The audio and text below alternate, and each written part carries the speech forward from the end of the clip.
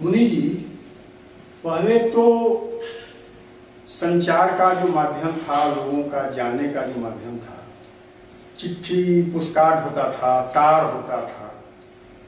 उसके बाद अखबार निकलना शुरू हुआ, पाक्षिक, साप्ताहिक, दैनिक, मासिक, छमाही, सालीना, इस तरह से निकलता था।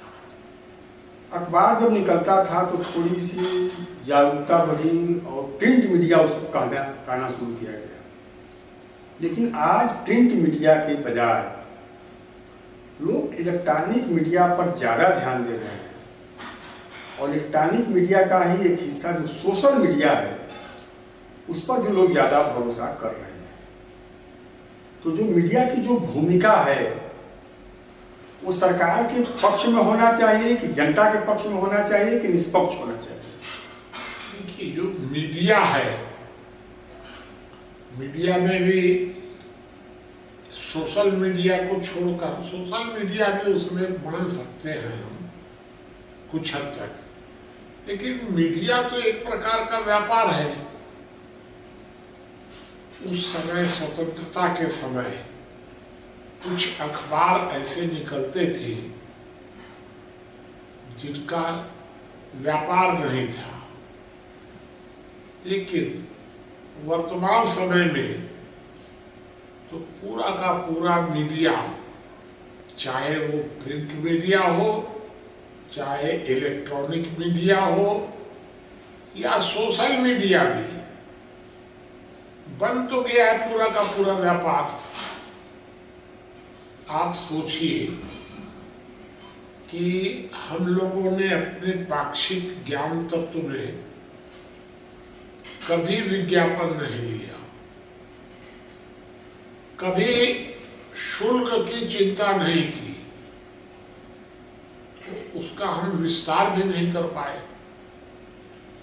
क्योंकि हम लोगों ने उसको समाज सेवा के रूप में अंगीकार किया।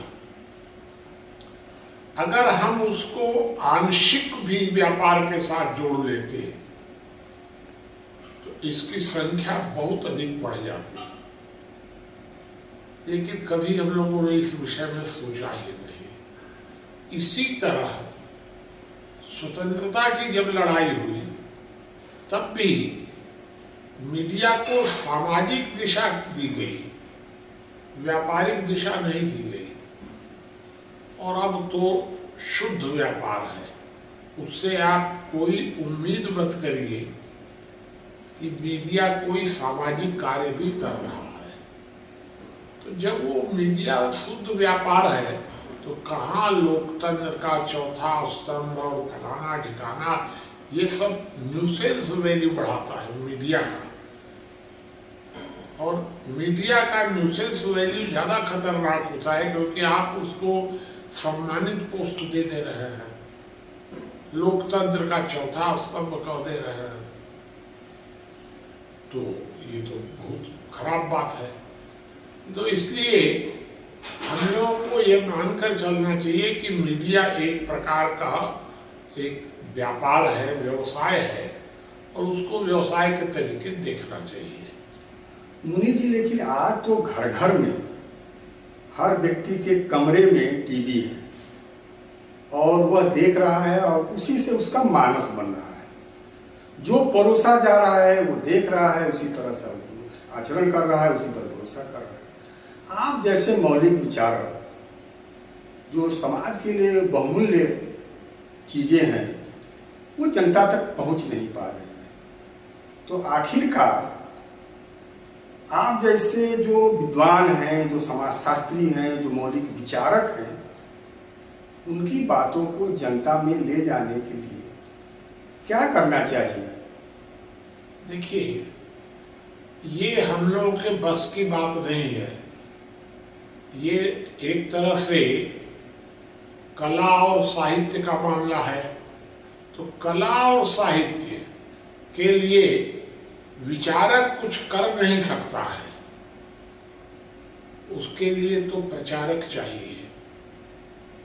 तो हम लोग हैं विचारक, और हम लोगों के कुछ किसी प्रयत्न से कुछ भी होने वाला नहीं है जब तक साहित्य और कला का समर्थन नहीं मिलेगा।